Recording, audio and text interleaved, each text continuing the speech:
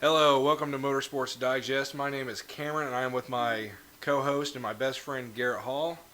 It's been a controversial week in NASCAR, considering Bubba Wallace being the only black driver in the NASCAR Cup Series. And Wednesday, June 10th, he ran a hashtag Black Lives Matter car, and it sparked a lot of controversy. A lot of fans are wanting to take down Confederate flags, and they don't want that.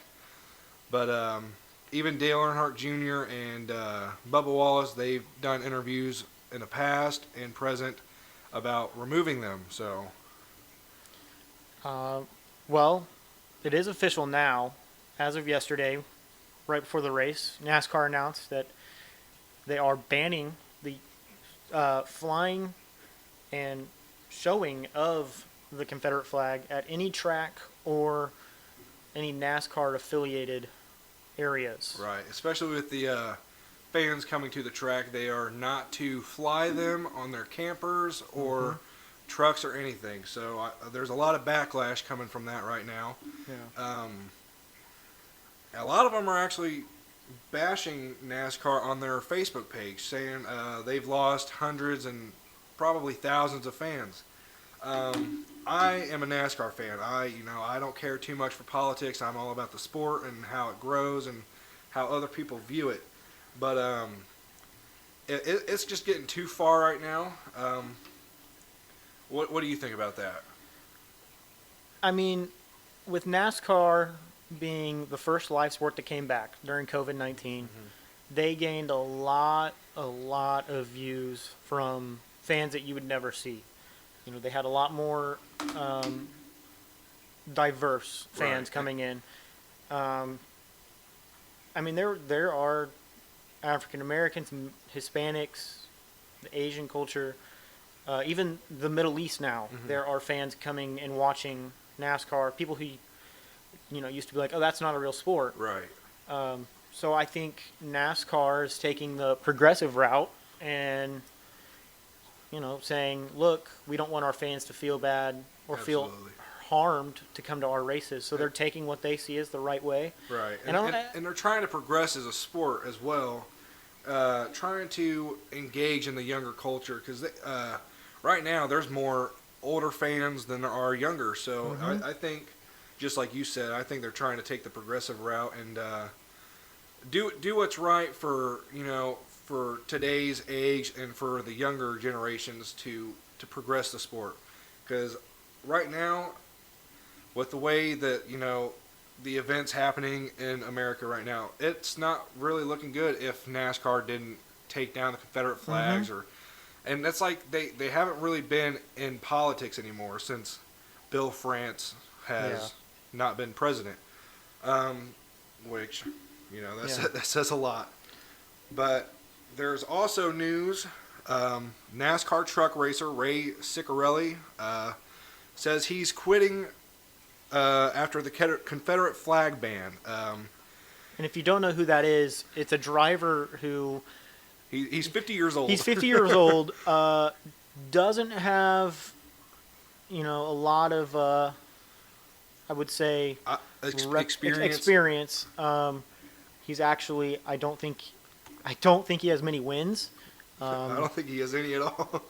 His first race was in 2017 at Eldora, and his last race was at Homestead. So. Yeah, I've got an article here from RacingNews.com. The headline is Ray Ciccarelli announces he's done with NASCAR. It's a quote from Ray. He says, "Well, it's been a fun ride and dream come true, but if this is the direction NASCAR is headed, we will not participate after 2020 season is over. I don't believe in kneeling during the anthem nor taking people's right to fly whatever flag they love. I could care less about the Confederate flag, but there are people that do, and it doesn't make them a racist. All you are doing is effing one group to cater to another, and I ain't spending money. We are to participate in any political bullshit, so everything is for sale." So that's a pretty bold statement from a driver, that can't run under the top 20s. Yeah. So And going into his quote there.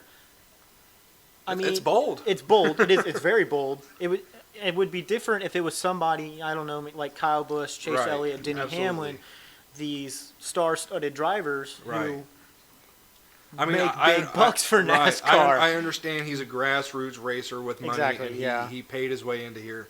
Good for him. But to sit there and have some backlash like that, I mean, I understand.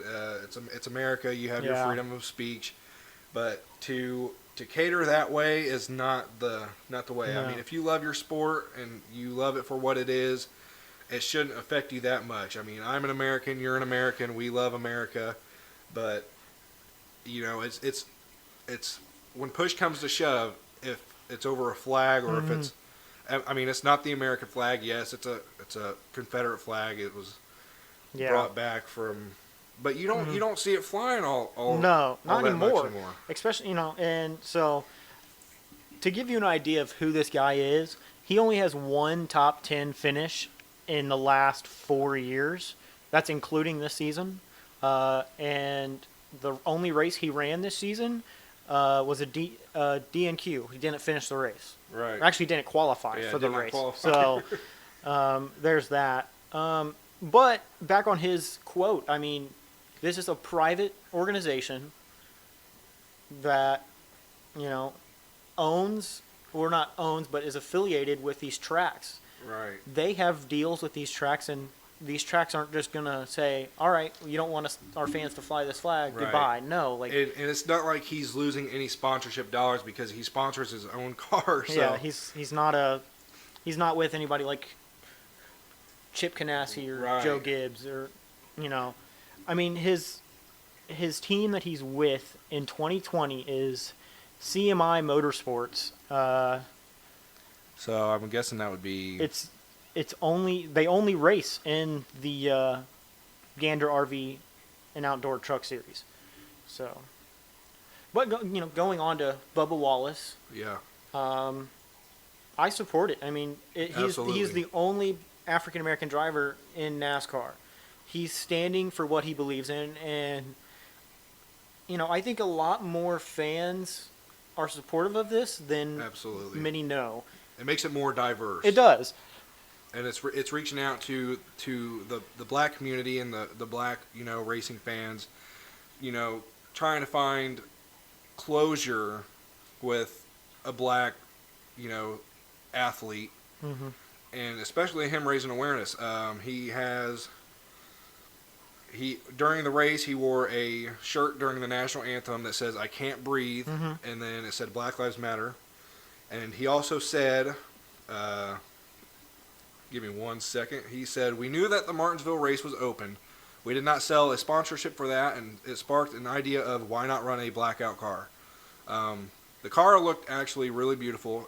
On the front and back, it said compassion, love, and understanding. Yeah. So, and on the hood, it had a black and white hand unifying, strength and compassion, love, and understanding. But and it's just an awesome car. And, congrats to Bubba for doing that. Congrats to him for having the heart, because if somebody else were to do that, like if times were different, if they were back then, it would spark an outrage. Yeah, if you were back in the founding days of Yeah. these places, yeah. But in other news, Bubba Wallace, he's with Richard Petty Motorsports. He actually is getting a contract extension. So, this is from Adam Stern. He said, RPM Motorsports owner Andrew Murstein says that the team is planning to renew Bubba Wallace's contract for 2021. We plan on running Bubba in the famous 43 next year and hopefully for many years to come. Bubba, in his own special way, is a great ambassador for the sport, which I agree. He is the only African-American driver in the Cup Series. Yeah. And he doesn't do too bad. If he's on the 1.5s to speedways, he does actually really good. I didn't watch the race personally last night at Martinsville, so I can't really talk on that.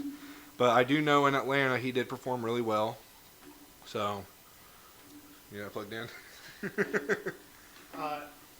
And I feel, he finished 11th and within the race.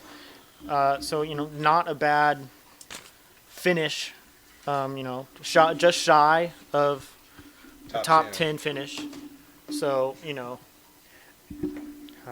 and it kind of sucks for him that he, with this being his, as he said, the most important race of his career.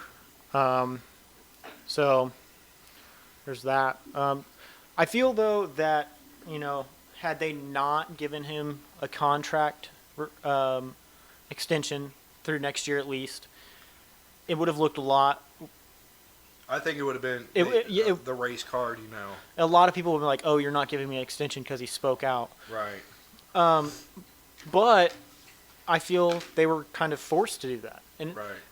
Nothing on Bubba, but he's had he came into the Cup Series in 2017. I believe so. And he's had these chances to show that he is a star-studded driver. Absolutely.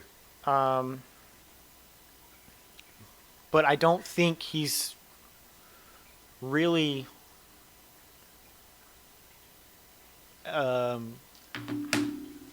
don't want to say valuable to Richard Petty because he is. He's not really a contender. That's he's not a contender.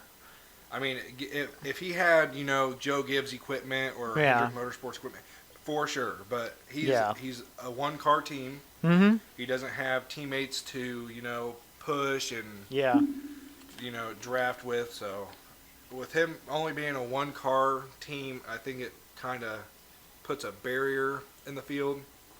Yeah. But I mean, if you look back on the last 2 seasons when he was driving as he drove the 43 in the Cup Series, he did win. I think it was a Coke 600 at Daytona. Yeah. I think that was in 2018 or I think it was 2018 because he drove the click and close mortgage car. Well, in 2018, he got second place at Daytona at the 500. But this, I mean, he has some great finishes. He's had those good races out there, but I feel he's not showing as much potential being the only driver there. Right. Whereas you look at Joe Gibbs, where Denny and Kyle are always pushing each other, absolutely, and boosting each other. And also in the last 2 seasons, he's 28th out of what, 32 drivers? I think there's 40 drivers. Is there 40? Yeah. But with that being said, we don't hate Bubba, but we just don't think he's a contender. I mean, if they added another car like they had, I believe in 2011, where it was the 43 and the 44, I think it would be good. Which the 2011 part could be very wrong. But with that being said, we're going to move on into the Corey LaJoie and Denny Hamlin beef. Some deep-rooted beef there from Twitter. If you guys have not been on Twitter, I highly suggest you guys go and download the app and follow Denny Hamlin and Corey LaJoie. So Corey LaJoie was he posted a picture of his stats, like involving his health, his heart rate, and how many calories he burned during the race. He burnt almost 3,000 calories, and Denny started taking some blows and saying, no wonder we couldn't count on you in the fourth quarter. And Denny posted his stats, and he only burnt 941 calories. So they were going back and forth and saying, Corey said, well, let me just have your car, and we'll see what's going on.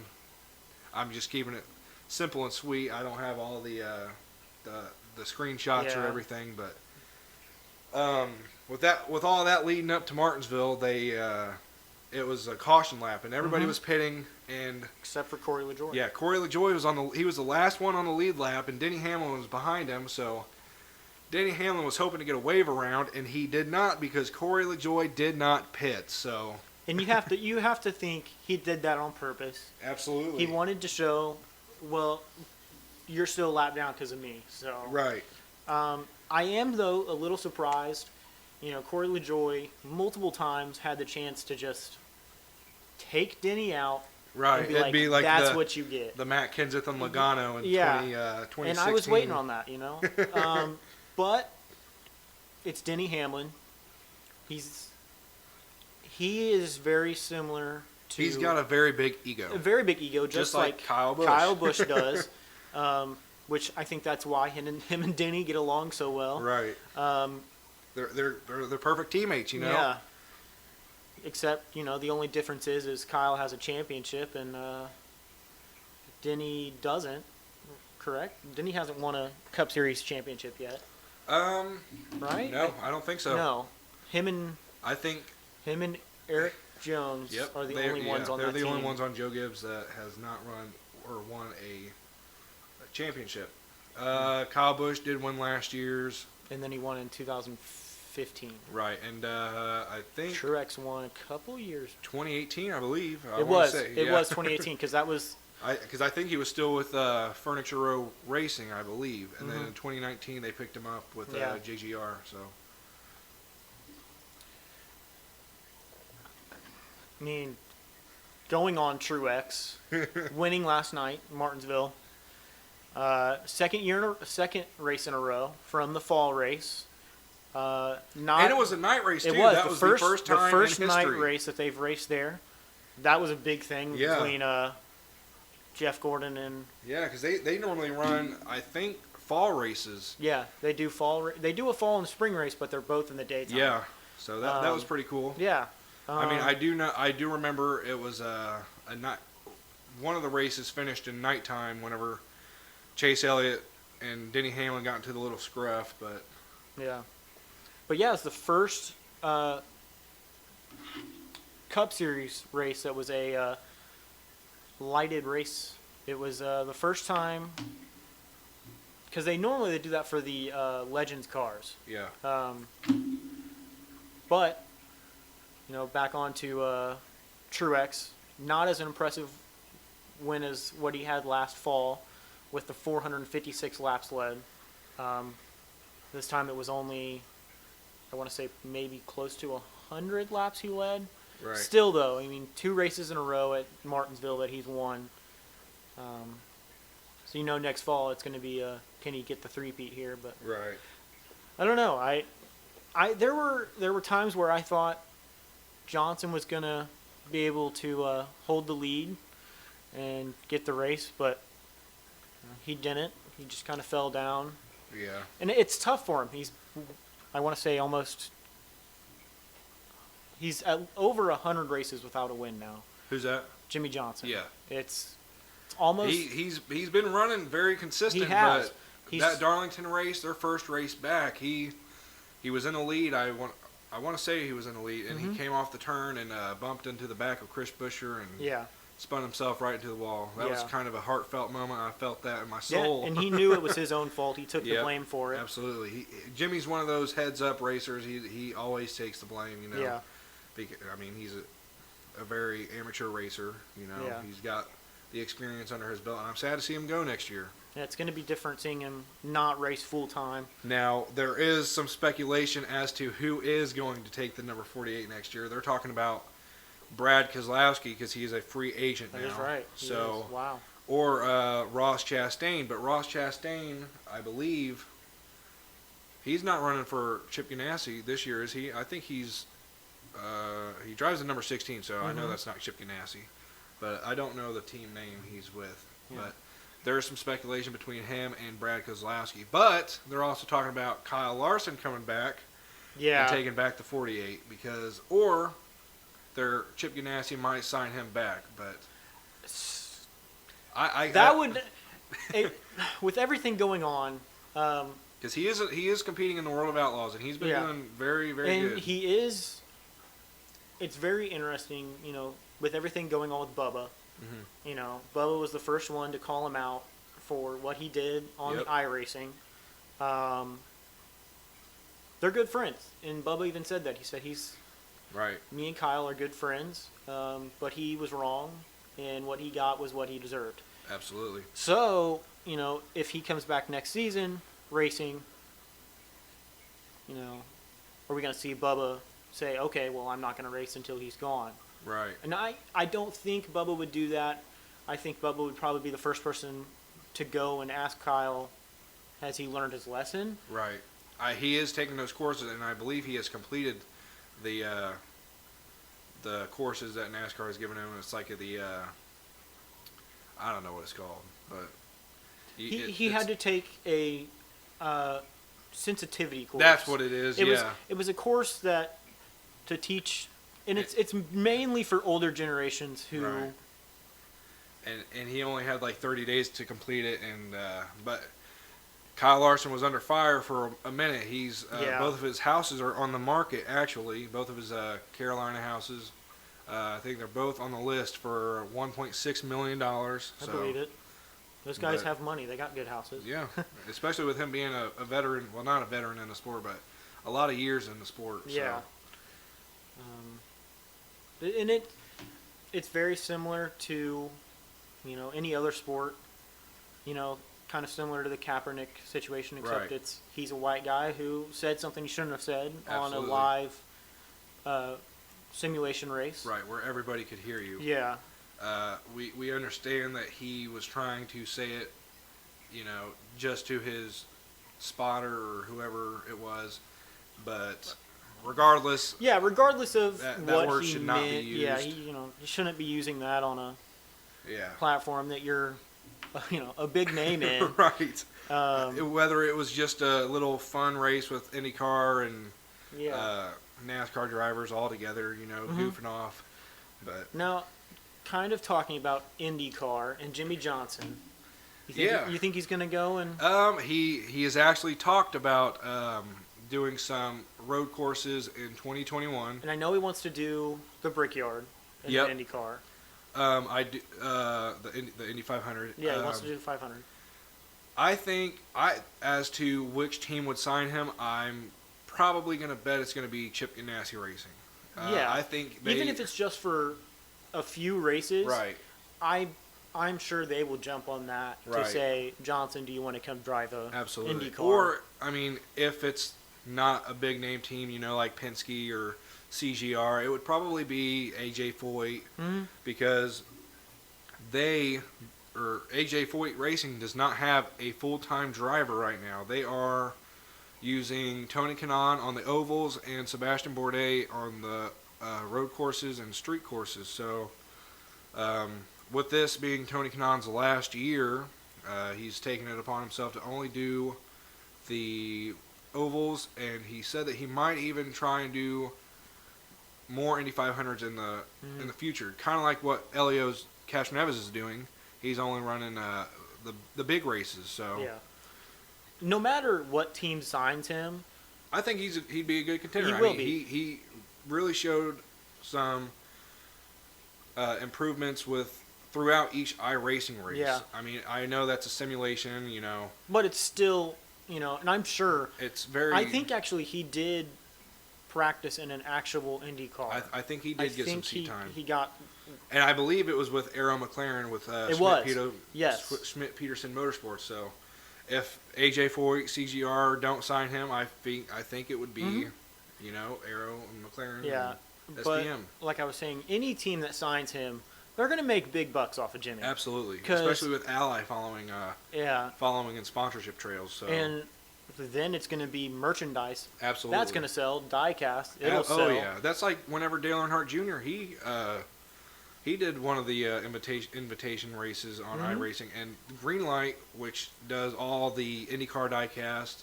118s and 164s, they actually made a pre-order car for him, and it's in the nationwide. Saw that, yeah. So that I think if they do that with Jimmy Johnson, it'd be a very hard to find and a sellout diecast. Yeah, it'll go pretty quickly. Absolutely. With talking about IndyCar, the season opener was last Saturday at Texas, right? At Texas Motor Speedway. They did not run any fans.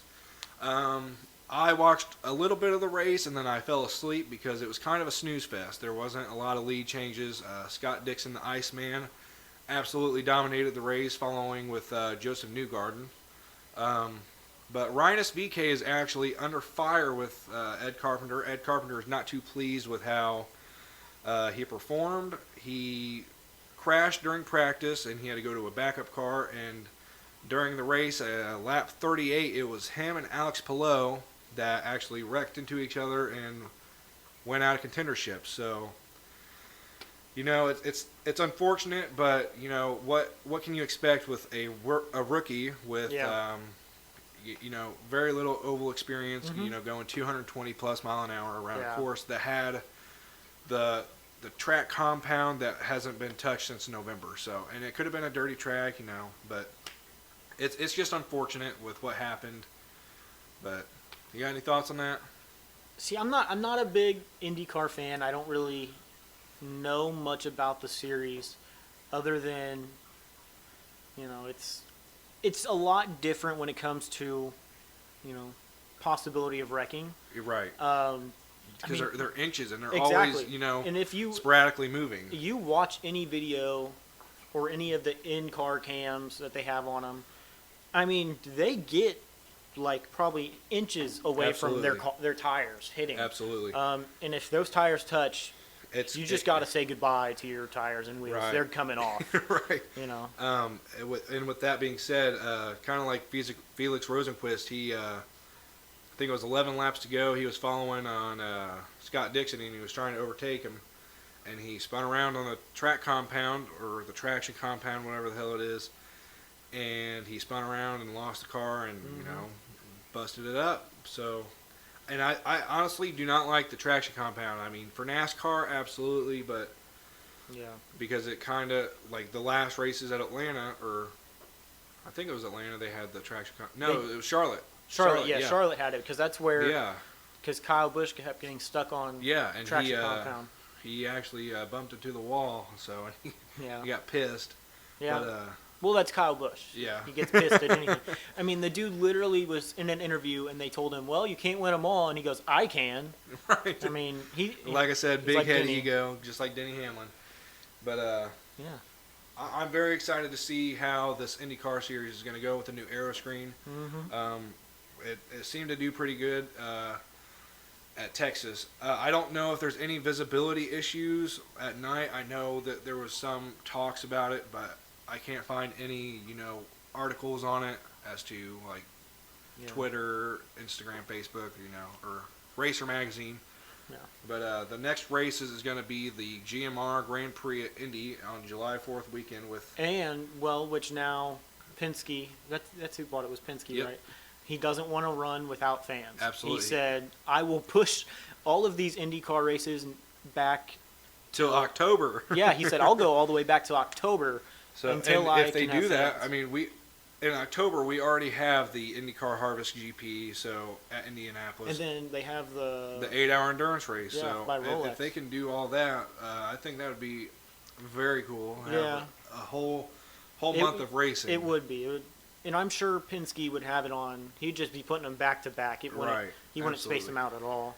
Like, but we have the first NASCAR IndyCar doubleheader July 4th in history. So the Xfinity Series is going to run on the road course. Yeah. So that's going to be a very cool sight. I've never seen it. The road course? I've seen the road course, but I've never seen the NASCARs on it. No, I've seen the Porsche cars and all those drive on it. Yeah, and the IMSA cars.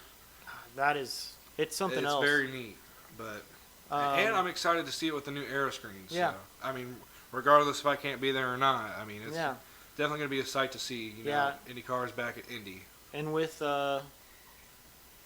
talking about the Brickyard in Indianapolis, the officials for NASCAR said that the Brickyard can't run with fans. Yep. Which definitely sucks. Absolutely, I had to do a refund on all my tickets. But you know, it'll still be, you know, it's Brickyard. It's going to be intense. It's going to be Brickyard. Yeah, absolutely. You know, I'm excited to see who's going to come out on top with that one, both NASCAR and IndyCar. And obviously, right before that, you have, I think it's Talladega. I think so. Which will be the first race with fans. Homestead and did Talladega. Homestead said that? Yep. Well, Homestead's having people who were invited, right? Because that's next weekend. I think they're doing it for military, military troops and military and service. So there's 1,000 people who got invited by Miami, and then I think it's 5,000 troops that are allowed. I mean, it's a very big track, so especially with Talladega. Yeah. I mean, I think Talladega is I think anybody I who think can get a ticket. I think it's ticket holders that have because it's a list. So the way that it's going to work out is, I believe, if it's a 150-mile radius, I believe, to the track. So nobody flying in and out of the state, nobody coming in from other states. But it's definitely going to be very cool. I'm excited to see fans back at the track because it's an ambiance that the drivers like. So, but yeah, it's definitely it's weird watching a race. it just looks like it's silent. It looks like we're watching a practice. Right. And everybody is in the infield. Yep. But no one's even there. It's right. You see where the campers are at, and you're like, oh, something should be there. Yeah, you're like, where's the RVs? But then, COVID. It sucks. Yeah. Yeah. But back to the Texas IndyCar race, Alexander Rossi, Ryan Hunter-Reay, and Graham Rahal, they all drive Honda engines, and they all had ECU failure, so they were a couple laps down. I believe Hunter-Reay was able to succumb a P11 finish, and Alexander Rossi, I think he was in 27th. I failed to look at where Graham Rahal finished, but it was a very hectic start for Andretti Autosport and Rahal Letterman Lanigan Racing. Yeah.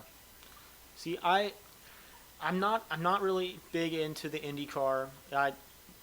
To me, it's not as interesting. Yeah. But it's still intense. Right. To each their own. Yeah. I agree with their oval tracks. Sometimes it does get too spread out, but this first race was absolutely a snooze fest. Mm-hmm. It's not as intense as their street courses or road courses, but it was still very interesting to watch. I'm glad to have them back. I'm glad to be able to watch them. Yeah, I won't be able to attend Indy, but it's still very fun to watch. And they did just announce the next stage of their races that they're going to run. So that'll be interesting. Obviously, which includes Talladega, where they'll have fans. Pocono. Are they still doing the? Is NASCAR still doing the weekend rate or week? Yeah. So they will. Yeah, they're gonna do. So what they've put as an update out right now, you have Pocono on Friday, June 26th for the Menards. The ARCA Menards series? Yeah, the ARCA Menards. Then you have Saturday, you'll have the Gander Truck Series. Then you have the Cup Series on that Saturday as well. And then Sunday, you have the Xfinity and the Cup Series.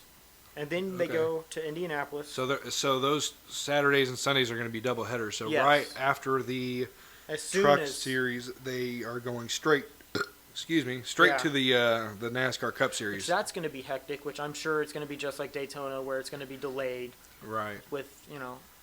Except with Daytona, it was President Trump there, so it yeah. took forever to get that all situated. So I'm sure, the race is supposed to go at 3:30 for NASCAR Cup Series. I'm sure that'll be pushed back to somewhere between 4:30 and 5. Right. With switching out everything. Right. I honestly don't think that they would clean the track either. No, they probably won't. They'll think it'll just be high and by with the trucks, and then they're gonna probably hurry up and skedaddle and get out on track. Yeah. But. Yeah, and then you have Kentucky after Indianapolis, which that's a Thursday, Friday, Saturday, Sunday. All have a race on that day, so no doubleheaders that weekend. No. And then you have Charlotte for just the ARCA series. Then you have All-Star Weekend at Charlotte, July 15th. Back to the traction compound. I personally think that Jimmy Johnson would have another chance. He was running very good with the first Charlotte race back. He led a lot of laps. I think he did really good. He also had a very awesome paint scheme. Mm-hmm. With that being a die cast, I would definitely have to pick that up. Yeah, and then so with the All-Star Weekend, which it's not even a weekend. It's on a Wednesday night.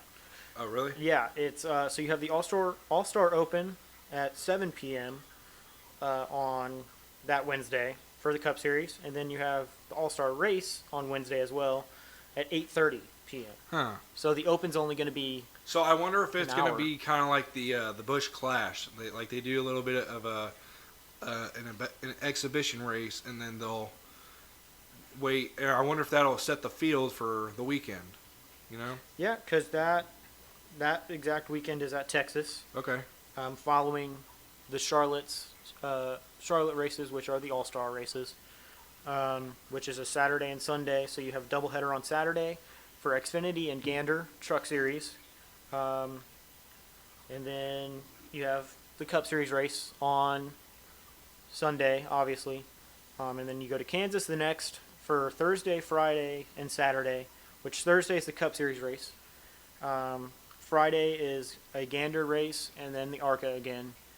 And then they have another truck race Saturday morning, or Saturday afternoon, and then they have the Xfinity Cup Series. And then the last race that they've announced is New Hampshire, Sunday, August 2nd at 3 p.m. Huh. Okay. Going to the IndyCar schedule, they have since they didn't run St. Petersburg as normally their season opener, they have set that back to October 25th. So that's going to be the season finale instead of it being at Laguna Seca. I don't see any issue. I think a street course would be way better than a road course. Yeah. You know, as a season finale. Yeah. Because they used to have it at Sonoma, but I think they took Sonoma out of the equation this year. But Yeah, I think they did, because that's what NASCAR did with Chicagoland. right, Chicagoland, because of all the COVID. in Chicago is so strict with everything going absolutely. on that Yeah, Chicago said, yeah, we're just not going to run this season. Yeah, We'll see you in they 2021. set out a statement saying because of everything that's going on, we have respectfully withdrawn from the series for this year. So Yeah. and that's a tough pill to swallow because Yeah. that's an awesome track to watch. You know, I love it. I love playing on it on NASCAR Heat 4. It's very fun. It's very fast. Now, NASCAR did announce what track is racing next year that's being added? It's Nashville Speedway. Yeah, Yes, they Nashville. have not run that since 2011. That's definitely going to be awesome. And they're Yeah. also talking about bringing back Lucas Oil Raceway Park Mm-hmm. back into the equation, whether it be for Xfinity, trucks, or ARCA. I doubt they could fit 40 cars on that track. Yeah, with I'm sure the it'll Cup be. Series. I'm sure it's going to be Truck Series first, Right. and then they'll see Because how that I do does. know ARCA used to run there, but Yeah. I don't think they've seen any NASCAR affiliated series go there since 2011. Yeah, that's what they said. They said. So are we talking Nashville or are we talking Lucas Oil Lucas Raceway. Oil? Okay. Yep. So I think they said Lucas Oil is going to be. I know that they're trying. They're just speculating right Yeah. now, but Then that's what they released was it's a speculation because they want to try to work something out absolutely. to extend the season, even if it's just to run Wednesday night races. Because they want to run. Obviously, they're running Nashville, Absolutely. which that's going to be a crazy race. It's going to be awesome. Yeah, and then Dale Jr. actually did a story about it on his podcast on Dale Jr. Download. You guys can go and check that out. But he talked about how his dad used to race there and all the fans that used to go there, and then it just vanished. Yeah. Well, they have a lot of tracks like that are Yeah. gone. Absolutely. Historic tracks Like too. North Wilkesboro. Yeah. They actually brought that back onto iRacing, and they've been doing. I think they did a pro invitational race there. They I did, think. yeah, because even it was Earnhardt was in it, Yep. and then Gordon I think raced in it. Yeah, he did. Yep. because they both It ran. was the throwback race. Yeah, they ran the throwback cars. I don't know, man. Which with them bringing Wilkesboro, that makes me think, are they going to try to do something Right. with Wilkesboro again? Absolutely. Obviously, they couldn't It run would definitely need a major, lot of major upgrade. yeah. and obviously, a lot I of don't think renovation. that would be something they'd run the Cup Series at. More or No. less, they'd run probably I think trucks would be very cool there. Yeah, you know? trucks and then ARCA. I think there's only 32 trucks in the series that run. There are. So.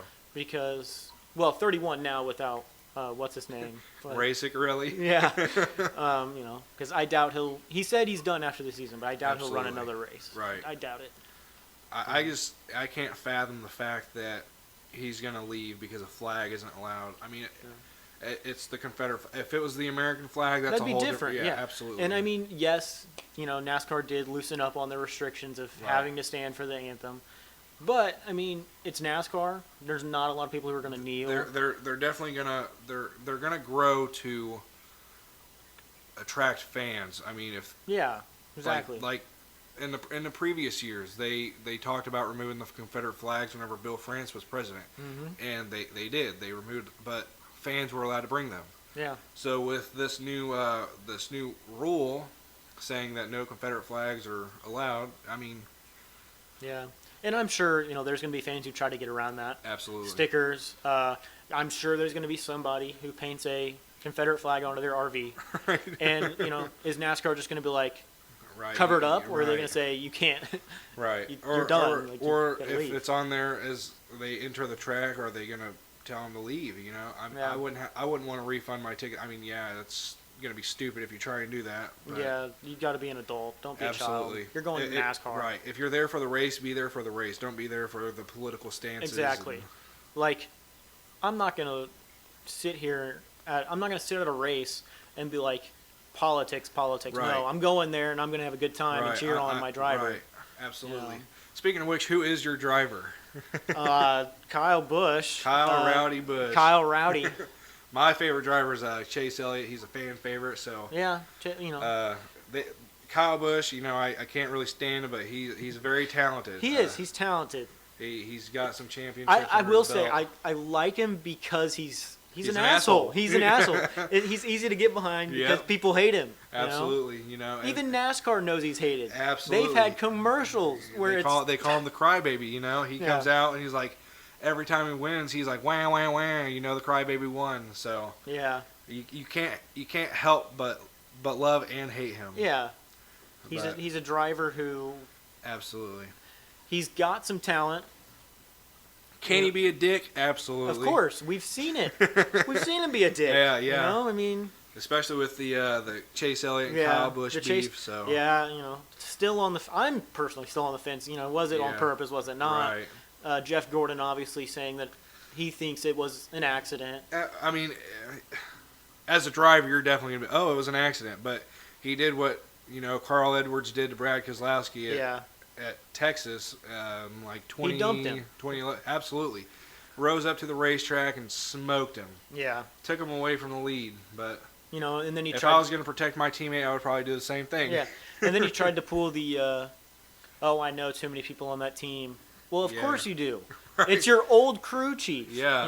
And you raced with Elliott when Elliott was growing up. And for those that don't know, Kyle Busch used to run the number 5 for Hendrick Motorsports before Dale Jr. took over. But it is what it is. Yeah, and Elliott is being a very professional person absolutely. About it, because I think his crew chief, what's his name? I think Alan Gustafson. Yeah, Gustafson. Gustafson.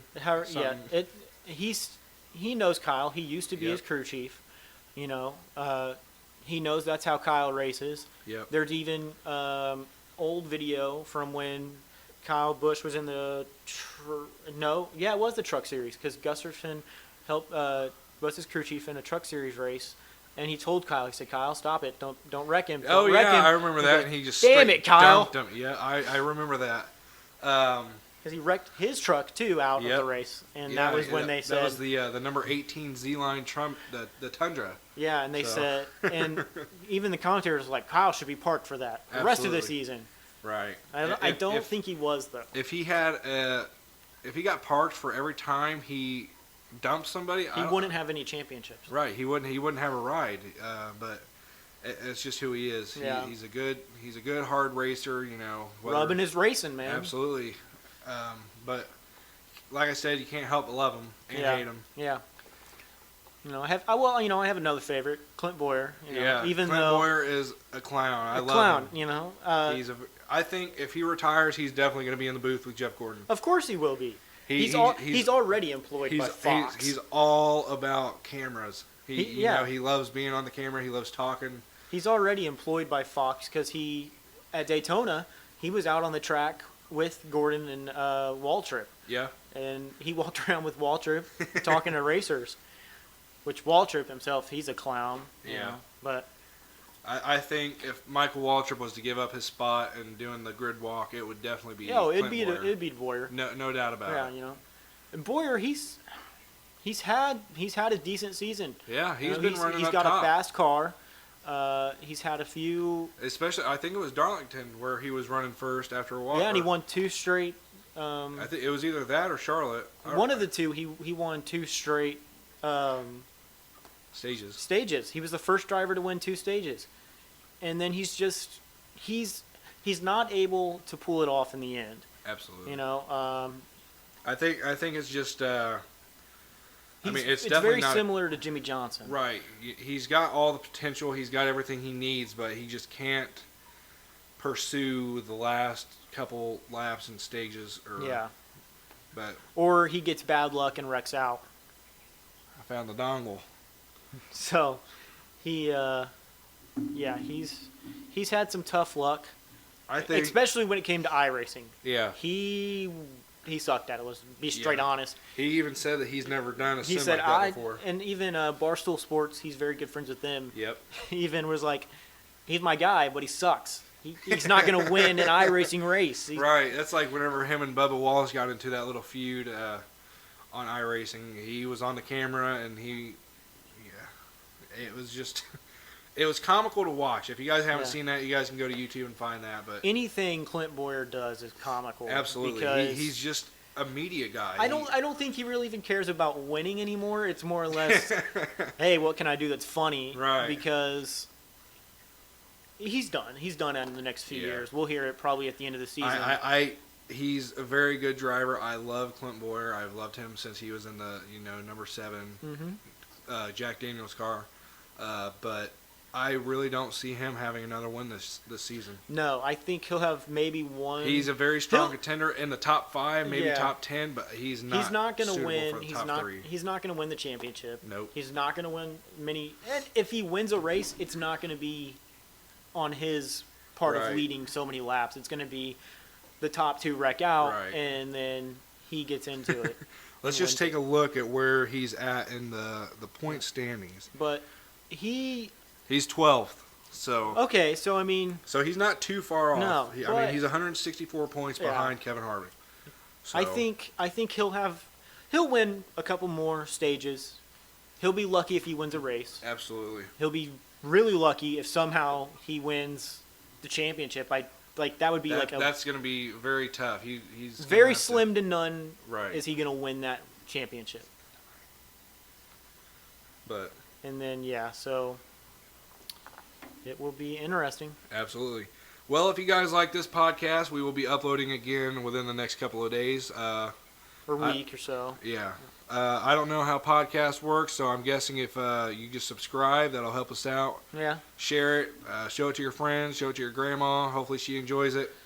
But show it to your cat, your dog. Absolutely. If you know Clint Boyer, show it to Clint Boyer. Absolutely. That'd be fucking crazy. But if you guys enjoyed it, show some love and share this podcast, and thank you guys for listening.